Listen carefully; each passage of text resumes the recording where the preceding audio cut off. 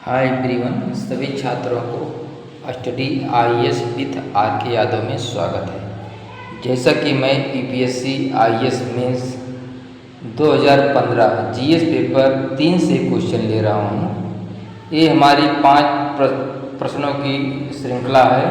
मैं daily 5 question answer writing कराता हूँ। अगर आप हमारे चैनल पर नए हैं तो प्लीज़ इस चैनल को सब्सक्राइब करें।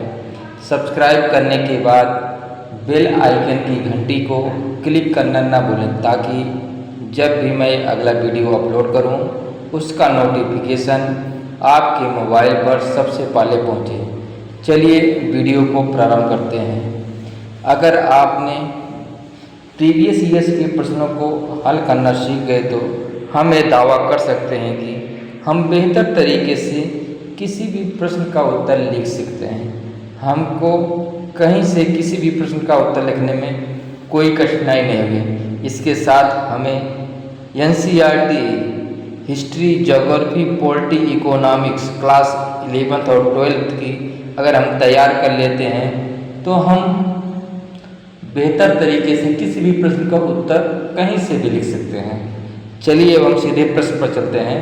आज का प्रश्न है, भारतीय उपमहाद्वीप में भूकंप की आवृत्ति बढ़ती हुई प्रतीत होती है, फिर भी इनके प्रभाव के निम्नीकरण हेतु भारत की तैयारी में महत्वपूर्ण कमियां हैं। विभिन्न पहलुओं की चर्चा कीजिए।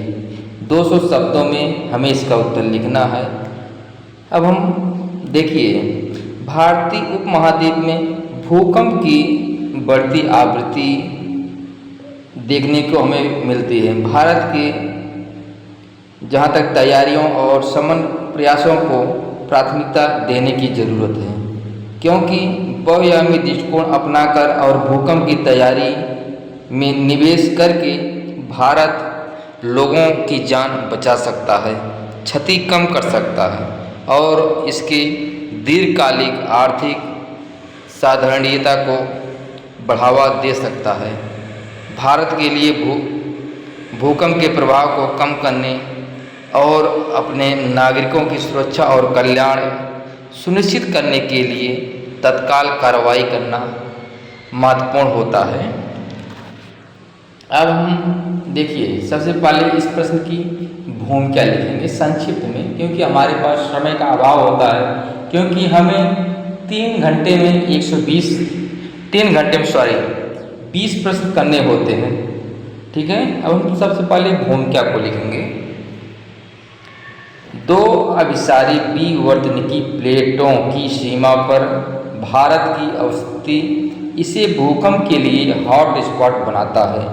देश का 60% से अधिक क्षेत्र भूकंपीय गतिविधियों के प्रति संवेदनशील है।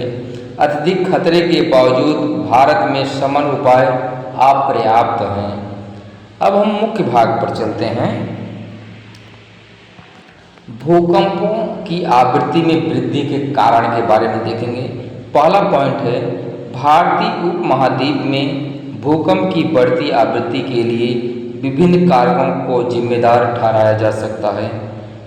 दूसरा पॉइंट है, प्राथमिक कारण प्लेट टेक्टोनिक्स और सबडक्शन अंतःक्षेपण जोन है, जो क्षेत्र में भूकंपीय गतिविधि का कारण बनते हैं। अगला पॉइंट है, खनन और बांध निर्माण जैसी मानवजनित गतिविधियां भूकंप का कारण बनती हैं। अब हम क्षेत्र में हाल के बड़े भूकंप के बारे में देखेंगे। पहला पॉइंट है, भारतीय उपमहाद्वीप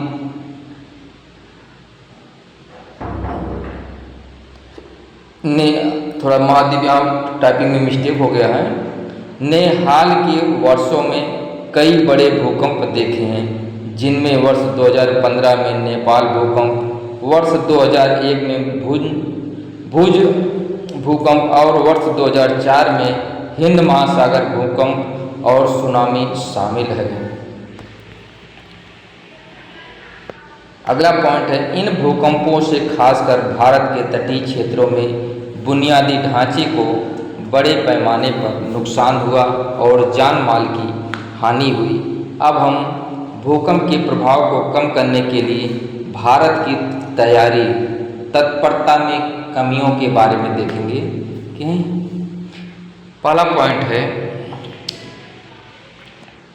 भूकंप के प्रभाव को कम करने की देश की क्षमता में कई कमियां हैं, जिनमें बिल्डिंग कोड और भूकंप रोधी संरचनाओं की कमी भी शामिल है। दूसरा पॉइंट है, भूकंप प्रतिक्रिया और प्रबंधन के लिए एक समर्पित एजेंसी की अनुपस्थिति भूकंप की तैयारियों पर सीमित सार्वजनिक जागरूकता और शिक्षा और भूकंप शमन और प्रतिक्रिया के लिए अपर्याप्त संसाधन और धन की कमी हमें देखने को मिलती है। अब हम भूकंप के दौरान जोखिम को कम करने की तैयारी की क्रियाविधि के बारे में देखेंगे। इसमें भूकंप प्रतिरोधी बिल्डिंग कोड का विकास और मौजूदा संरचनाओं का पुनः संयोजन शामिल है। भूकंप प्रबंधन और प्रतिक्रिया के लिए एक समर्पित एजेंसी की स्थापना, नियमित भूकंप अभ्यास और जागरूकता अभियान चलाना और भूकंप शमन के लिए नवीन प्रौद्योगिकियों के अनुसंधान और विकास में निवेश करना है। अब निष्कर्ष पर चलते हैं सीधे, क्योंकि हम और पॉइंट लिखेंगे तो प्रश्न का उत्तर लंबा हो जाएगा, क्योंकि हमें शब्द सीमा दिया गया है, 200 शब्दों के अंदर ही लिखना है। ठीक है, अब निष्कर्ष चलते हैं। भारतीय उपमहाद्वीप में भूकंप की बढ़ती आवृत्ति भारत के लिए भूकंप की तैयारी और शमन प्रयासों को प्राथमिकता देने की तत्काल आवश्यकता को उजागर करती है। बहुआयामी दृष्टिकोण अपनाकर हम भूकंप की तैयारी में निवेश करके भारत लोगों की जान बचा सकता है, क्षति कम कर सकता है और दीर्घकालिक आर्थिक साधारणीयता को बढ़ावा दे सकता है। भारत के लिए भूकंप के प्रभाव को कम करने और अपने नागरिकों की सुरक्षा और कल्याण सुनिश्चित करने के लिए तत्काल कार्रवाई करना महत्वपूर्ण है। अब हम अगले प्रश्न पर चलते हैं। मानवाधिकार सक्रियतावादी लगातार इस विचार को उजागर करते रहे हैं कि सशस्त्र बल विशेष शक्तियां अधिनियम 1958 AFSPA एक क्रूर अधिनियम है, जिससे सुरक्षा बलों के द्वारा मानवाधिकार दुरुपयोगों के मामले उत्पन्न होते हैं। इस अधिनियम की कौन सी धाराओं का सक्रियतावादी विरोध करते हैं?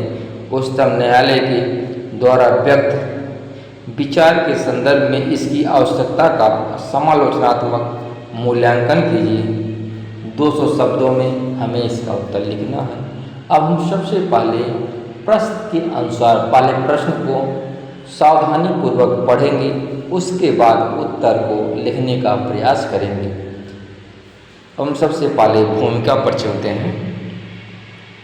सशस्त्र बल विशेष शक्तियां अधिनियम AFSPA 1958 एक कानून है जो भारतीय सशस्त्र बलों को अरुणाचल प्रदेश, असम, मणिपुर, नागालैंड राज्यों में अशांत क्षेत्रों के रूप में विशेष शक्तियां प्रदान करता है। बाद में बढ़ते उग्रवाद के कारण वर्ष 1990 में इसे जम्मू कश्मीर तक विस्तारित कर दिया गया।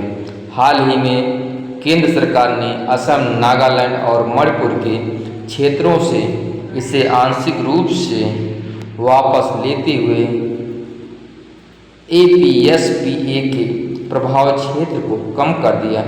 हालांकि AFSPA अभी भी इन राज्यों के कुछ हिस्सों, साथ ही अरुणाचल प्रदेश और जम्मू कश्मीर के कुछ क्षेत्रों में लागू है। अब हम मुख्य भाग पर चलते हैं। कार्यकर्ताओं द्वारा AFSPA की धाराओं की आलोचना के बारे में हम देखेंगे। पहला पॉइंट है धारा 3 अशांत क्षेत्रों की घोषणा। यह सरकार को किसी भी क्षेत्र को अशांत घोषित करने की शक्ति देता है। एक ऐसा शब्द जिसमें सटीक परिभाषा का अभाव है, जिससे इसका स्वैच्छिक उपयोग होता है। दूसरा पॉइंट है धारा 4 सशस्त्र बलों की विशेष शक्तियाँ। यह प्रावधान सुरक्षा बलों को तलाशी लेने, बिना वारंट के गिरफ्तारी करने और घातक बल का उपयोग करने में सक्षम बनाता है, जिसके परिणामस्वरूप न्यायेतर हत्याओं के बारे में चिंताएं उत्पन्न हुई हैं। अब हम शीर्ष न्यायालय द्वारा दिया गया दृश्य के बारे में देखेंगे। व्यवस्था और अधिकारों को संतुलित करना पहला पॉइंट है। सुप्रीम कोर्ट व्यवस्था बनाए रखने में सशस्त्र बल विशेष शक्तियाँ अधिनियम की भूमिका को स्वीकार करता है, लेकिन नागरिकों के अधिकारों की रक्षा के महत्व पर भी जोर देता है। अगला पॉइंट है, न्यायालय ने अतिरिक्त न्यायिक निष्पादन पीड़ित परिवार संघ मामले 2016 में कहा कि सशस्त्र बल विशेष शक्तियाँ अधिनियम AFSPA क्षेत्रों में सुरक्षा बलों द्वारा घातक बल के उपयोग की प्रत्येक घटना की गहन जांच की जानी चाहिए। उदाहरण के लिए थोंगजाम मनोरमा मामला पॉइंट है। वर्ष 2004 में असम राइफल्स के जवानों द्वारा थोंगजाम मनोरमा की कथित यातना, यौन उत्पीड़न और हत्या के कारण मणिपुर में बड़े पैमाने पर विरोध प्रदर्शन हुआ। अब हम निष्कर्ष पर चलते हैं। सशस्त्र बल विशेष शक्तियाँ अधिनियम AFSPA को लेकर बहस राष्ट्रीय सुरक्षा और मानवाधिकारों के बीच संवेदी संतुलन को रेखांकित करती है। हालांकि अशांत क्षेत्रों में शांति बनाए रखना महत्वपूर्ण है, लेकिन नागरिकों के अधिकारों की रक्षा करना भी उतना ही महत्वपूर्ण है। सर्वोच्च न्यायालय के निर्देशों के अनुरूप AFSPA के कार्यान्वयन में पारदर्शिता और जवाबदेही को सशक्त करने के लिए विशेष रूप से इसके विवादास्पद प्रावधानों के पुनर्मूल्यांकन की आवश्यकता है।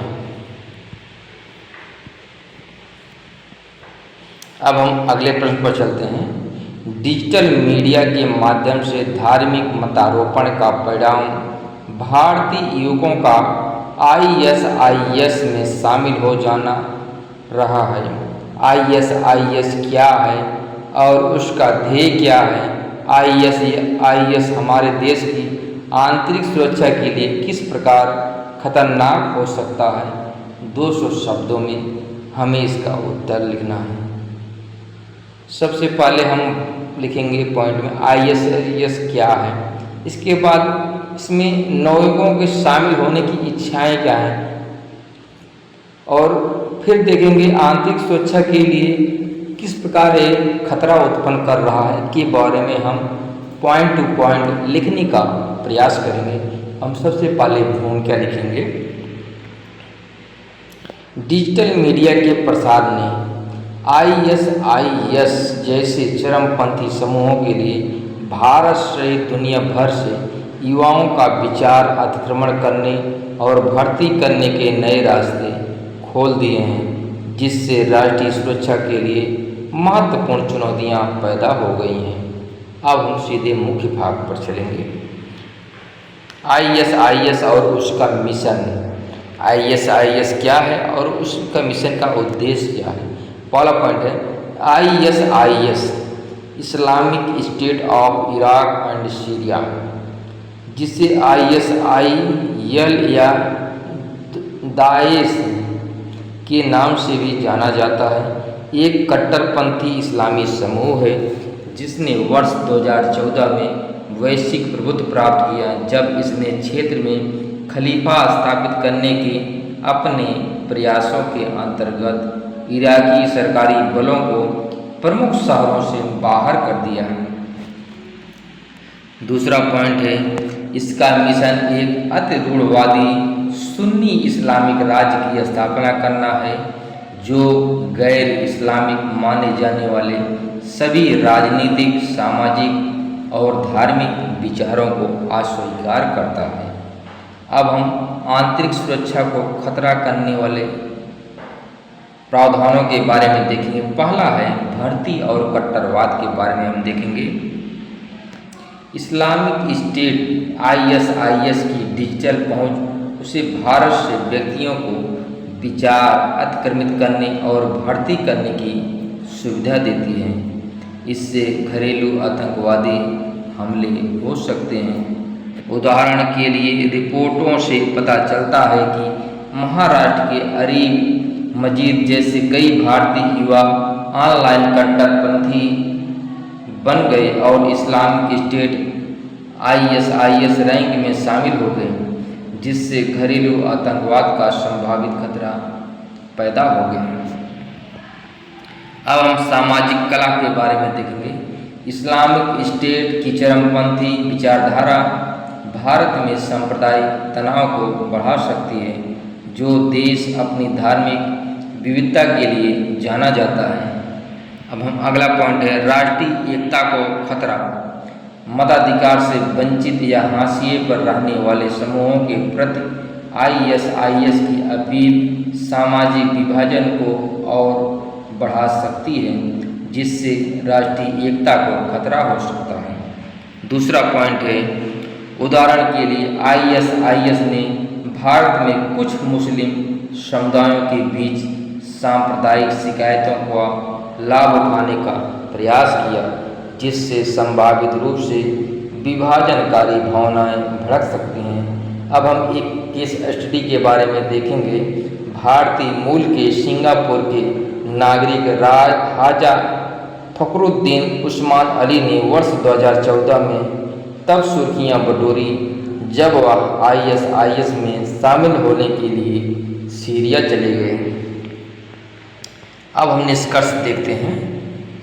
डिजिटल मीडिया द्वारा बढ़ाए गए इस्लामिक स्टेट ISIS के खतरे के लिए एक व्यापक दृष्टिकोण की आवश्यकता है, जो कट्टरपंथी विचारधाराओं का मुकाबला करने, सामाजिक सद्भाव को बढ़ावा देने और कट्टरपंथ को बढ़ावा देने वाली शिकायतों का समाधान करने जैसे निवारक उपायों के साथ प्रभावी आसूचना तंत्र और कानून प्रवर्तन को संबद्ध करती है। अंतिम लक्ष्य हमारे समाज के बहुलतावादी और समावेशी चरित्र को संरक्षित और सशक्त करना होना चाहिए। अब हम सीधे अगले प्रश्न पर चलते हैं।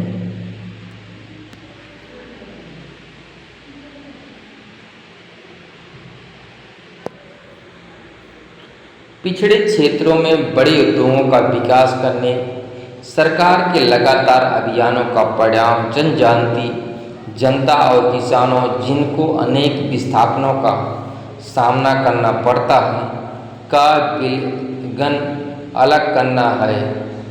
मलकानगिरी और नक्सलवाड़ी पर ध्यान केंद्रित करते हुए वामपंथी उग्रवादी विचारधारा से प्रभावित नागरिकों को सामाजिक और आर्थिक समृद्धि की मुख्य धारा में फिर से लाने की सुधारक रणनीतियों पर चर्चा कीजिए। 200 शब्दों में हमें इसके उत्तर को लिखना है। अब हम सबसे पहले भूमिका पर चलते हैं। आर्थिक विकास के लिए आवश्यक पिछड़े क्षेत्रों में औद्योगिकरण और विकास की मुहिम प्रायः स्थानीय आदिवासी आबादी एवं किसानों के विस्थापन व हाशिए पर जाने का कारण बनती है।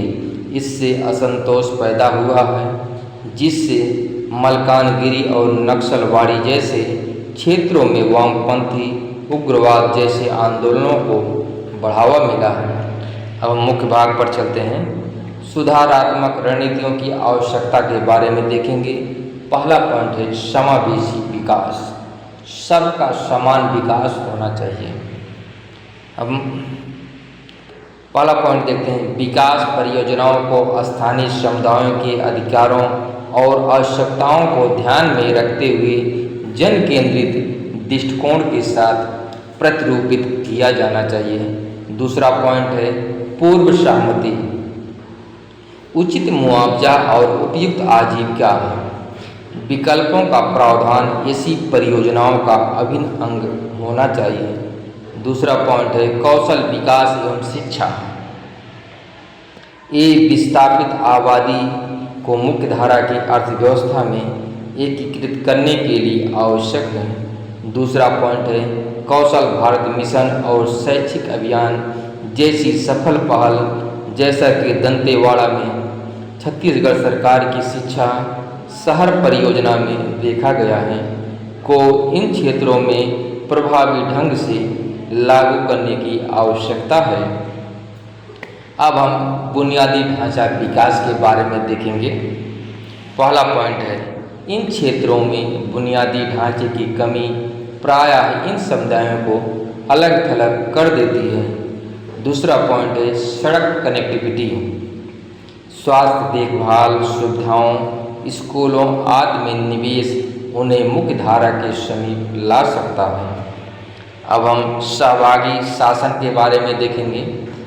विकास परियोजनाओं से संबंधित निर्णय प्रक्रियाओं में स्थानीय समुदायों की भागीदारी प्रतिरोध को कम कर सकती है और स्वामित्व की भावना को बढ़ावा दे सकती है।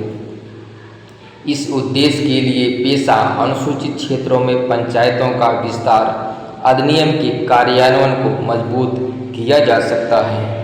अब हम सुरक्षा उपाय के बारे में देखेंगे। जबकि विकास दीर्घकालिक समाधान है, अल्पावधि में सुरक्षा बलों को कानून और व्यवस्था बनाए रखने के लिए पर्याप्त रूप से सुसज्जित होने की आवश्यकता है। जैसा कि वामपंथी उग्रवाद से निपटने में आंध्र प्रदेश में ग्रेहाउंड्स मॉडल की सफलता में देखा गया है। अब हम निष्कर्ष पर चलते हैं। वामपंथी उग्रवाद से प्रभावित नागरिकों को मुख्य धारा में वापस लाने के लिए न केवल आर्थिक विकास की आवश्यकता है, बल्कि ऐसे विकास की भी आवश्यकता है जो समावेशी, भागीदारीपूर्ण और सर्वाधिक वंचितों के अधिकारों और आवश्यकताओं के प्रति संवेदनशील हो। एक ऐसे वातावरण निर्माण पर ध्यान होना चाहिए जहां हर नागरिक, चाहे उनकी सामाजिक या आर्थिक स्थिति कुछ भी हो, देश की विकास गाथा से लाभान्वित हो सके। अब हम आज के लास्ट प्रश्न पर चलते हैं। प्रश्न है, विचार करते हुए कि साइबर स्पेस देश के लिए खतरा प्रस्तुत करता है, भारत को ऐसे अपराधों को रोकने के लिए एक डिजिटल सशक्त बल की आवश्यकता है। राष्ट्रीय साइबर सुरक्षा नीति 2013 के प्रभावी कार्यान्वयन में दिखाई देने वाली चुनौतियों की रूपरेखा प्रस्तुत करते हुए इस नीति का समालोचनात्मक मूल्यांकन कीजिए। ये हमारा करंट और साइंस टेक्स्ट से क्वेश्चन लिया गया है। हम सबसे पहले भूमिका पर चलते हैं। भूमिका है, तीव्र विकास को सक्षम करते हुए साइबर स्पेस का प्रसार भारत के समक्ष नए खतरों और चुनौतियों को भी प्रस्तुत करता है। इसकी प्रतिक्रिया में भारत सरकार ने राष्ट्रीय साइबर सुरक्षा नीति 2013 लागू की है। हालांकि इस नीति को कुछ चुनौतियों का सामना करना पड़ता है। प्रभावी कार्यान्वयन के लिए जिनके समाधान की आवश्यकता है। अब हम मुख्य भाग पर चलते हैं। राष्ट्रीय साइबर सुरक्षा नीति 2013 के उद्देश्य के बारे में देखेंगे। पहला पॉइंट है, नीति का उद्देश्य एक सुरक्षित साइबर स्पेस पारिस्थितिकी तंत्र स्थापित करना, वैश्विक मानकों का अनुपालन सुनिश्चित करना, साइबर सुरक्षा कार्यबल में सुधार करना एवं साइबर सुरक्षा अनुसंधान और विकास को प्रोत्साहित करना है। हम दूसरा पॉइंट देखेंगे। इसकी दृष्टि से 5 प्रमुख रणनीतियों को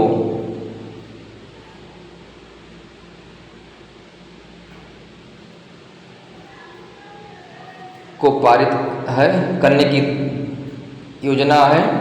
थोड़ा टाइपिंग या मिस्टेक हो गया है।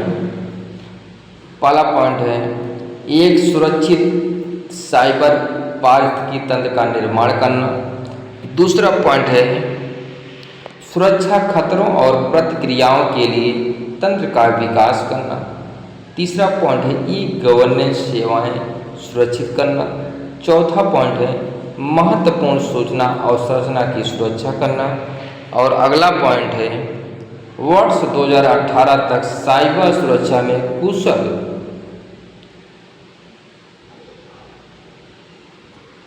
5 लाख पेशेवरों का कार्यबल तैयार करना। अब हम इसके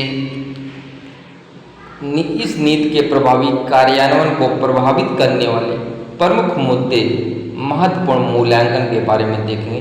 पहला है जागरूकता और अनुपालन। इसकी व्यापक प्रकृति के बावजूद नीति के प्रति जागरूकता और अनुपालन सीमित है, विशेषतः लघु और मध्यम उद्यमों के बीच हमें देखने को मिलता है। अब हम बुनियादी ढांचा और प्रौद्योगिकी के बारे में देखें। पहला पॉइंट है भारत का साइबर सुरक्षा और संरचना नीति की आकांक्षाओं के सामंजस्य में तुलनात्मक रूप से धीमा रहा है। दूसरा पॉइंट है data security council of India के एक अध्ययन के अनुसार नीति को प्रभावी ढंग से कार्यान्वित करने के लिए भारत को वर्ष 2025 तक साइबर सुरक्षा प्रौद्योगिकियों और बुनियादी ढांचे में 100 बिलियन रुपए से अधिक के अतिरिक्त निवेश की आवश्यकता है। अब हम साइबर सुरक्षा कार्यबल के बारे में देखेंगे। पहला पॉइंट है साइबर सुरक्षा उपायों को लागू करने के लिए प्रशिक्षित कर्मियों की भारी कमी। दूसरा पॉइंट है नॉसकॉम के अनुसार भारत को वर्ष 2020 तक 1 मिलियन साइबर सुरक्षा पेशेवरों की आवश्यकता होगी, जो वर्ष 2018 तक नीति के 50,000 के लक्ष्य से एक महत्वपूर्ण अंतर को उजागर करता है। इसको हमें करंट से अपडेट करना पड़ेगा। अब हम नियामक ढांचा के बारे में देखेंगे। वैश्विक मानकों के अनुपालन की नीति के उद्देश्य को व्यापक डेटा संरक्षण कानून की अनुपस्थिति के कारण बाधाओं का सामना करना पड़ता है। दूसरा पॉइंट है मौजूदा सूचना प्रौद्योगिकी अधिनियम 2000 को प्रायः आधुनिक साइबर सुरक्षा खतरों से निपटने के लिए अपर्याप्त माना जाता है। अब हम सीधे निष्कर्ष पर चलेंगे। राष्ट्रीय साइबर सुरक्षा नीति 2013 भारत की साइबर सुरक्षा को सशक्त करने में एक महत्वपूर्ण कदम था। हालांकि नीति के प्रभावी कार्यान्वयन के लिए एक अद्यतन नियामक ढांचे, बुनियादी ढांचे और प्रौद्योगिकी में महत्वपूर्ण निवेश, एक बड़े प्रशिक्षित कार्यबल और व्यापक अनुपालन और जागरूकता की आवश्यकता है। ये सुधार अधिक सुरक्षित डिजिटल भारत का मार्ग प्रशस्त करेंगे।